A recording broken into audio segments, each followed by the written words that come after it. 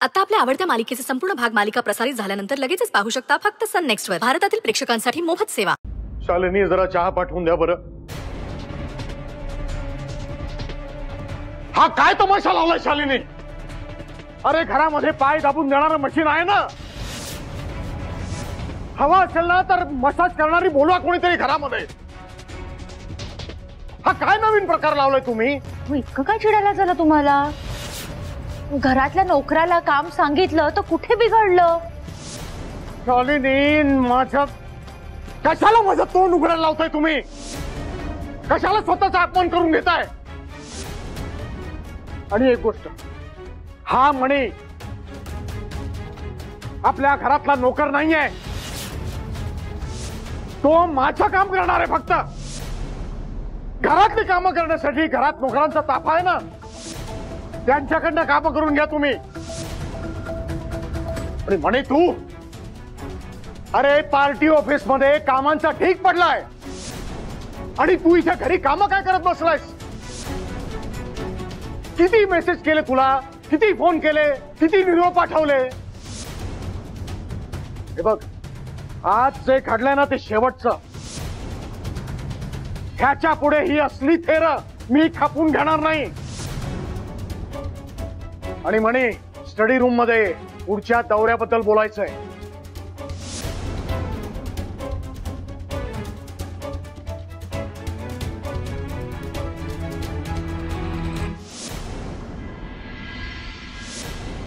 मला वाटलेलं माझ्यामुळे तिचं लग्न मोडलंय म्हणून ती रागवलीये माझ्यावर, पण मला आशा होती की एक ना एक दिवस ना तिचा राग निवळल। शेवटी रक्ताचं नातं ना आमचं, काळजाची माया, ओढ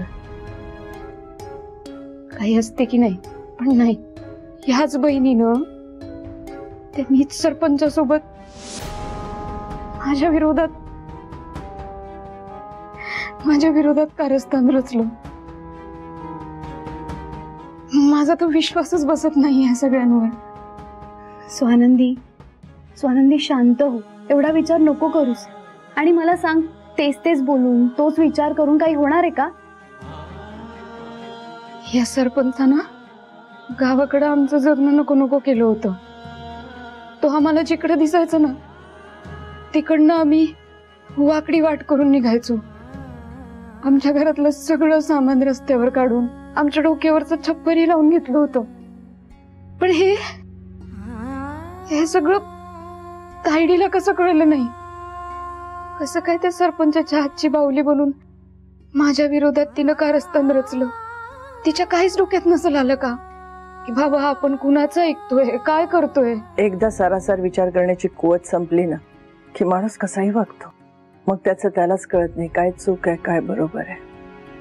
आणि हेच झाले स्वानंदी तुझ्या बहिणीच्या बाबतीत।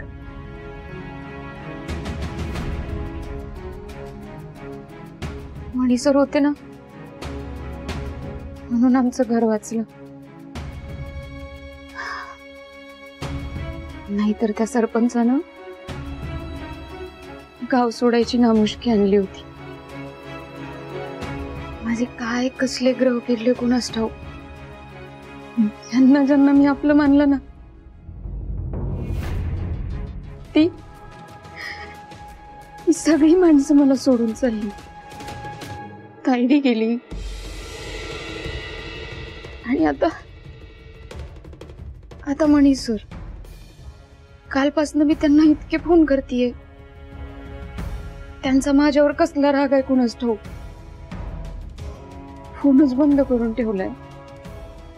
माझी सख्खी बहीणच माझ्या जीवावर उठली। मी काय मनी सरांचं दुःख घेऊन बसली? माझंच नशीब खराब आहे।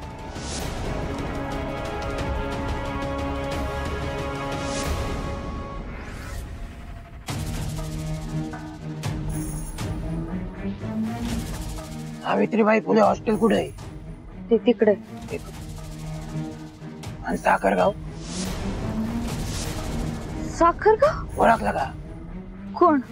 ए कार्तिके,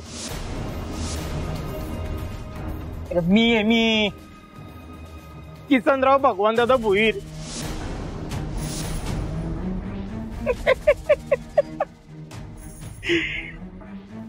नाही ओळखलं का? सरपंच तुम्ही? अहो मी ओळखलंच नाही हो तुम्हाला. हे काय शेमग्याचं सोंग घेऊन आलात? ए वाढीव दाताचे जास्त बोलू नको. तुझ्यामुळेच करावं लागते. तू ते काम केलं नाही ना म्हणून हे असं तोंड लपून फिरावं लागतंय. काही लोकांनी ओळखू नये म्हणून हा मॅकओव्हर केलाय. काय केलंय? मॅकओव्हर केलाय. इंग्लिश आहे तुला नाही कळायचं ते. बरं ऐक, काम झालंय का? या कामाला एवढा चंबू गाबाळ घेऊन कुठे चालली? बस झालं हा सरपंच. हे बघा, मला त्या स्वानंदीला जेवढं काही करायचं होतं ना सगळं करून झालंय माझं. आता माझ्याकडचे सगळे उपाय संपले. आज तर हॉस्टेलमध्ये सगळ्यांसमोर बोल बोल बोलली मला. म्हणे मी बहीण म्हणून घेण्याच्या लायकीची नाहीये. मग काय चुकीचं बोलले ते? कसली पाता यंत्री बाई तू.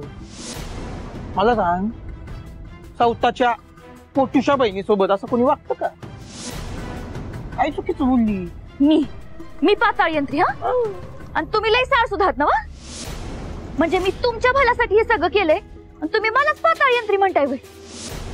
ठीक आहे, माझी ना बदला घ्यायची सगळी हौस फिटली.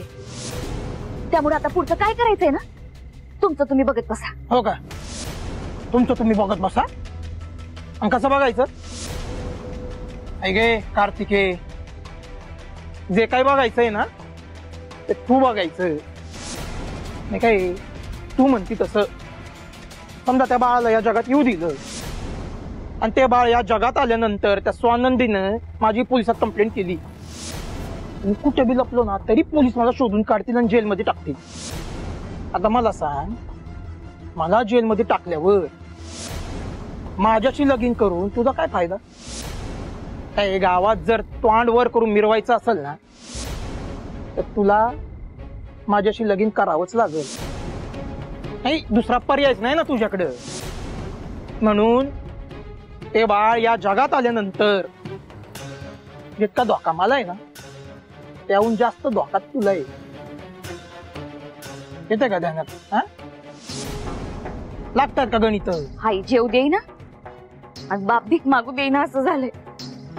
काय बी कळत नाही हे काय करू तर. तसं नाही, तुझी मन चुकली. आला राग आणि भीक माग अशी अवस्था झाली तुझी.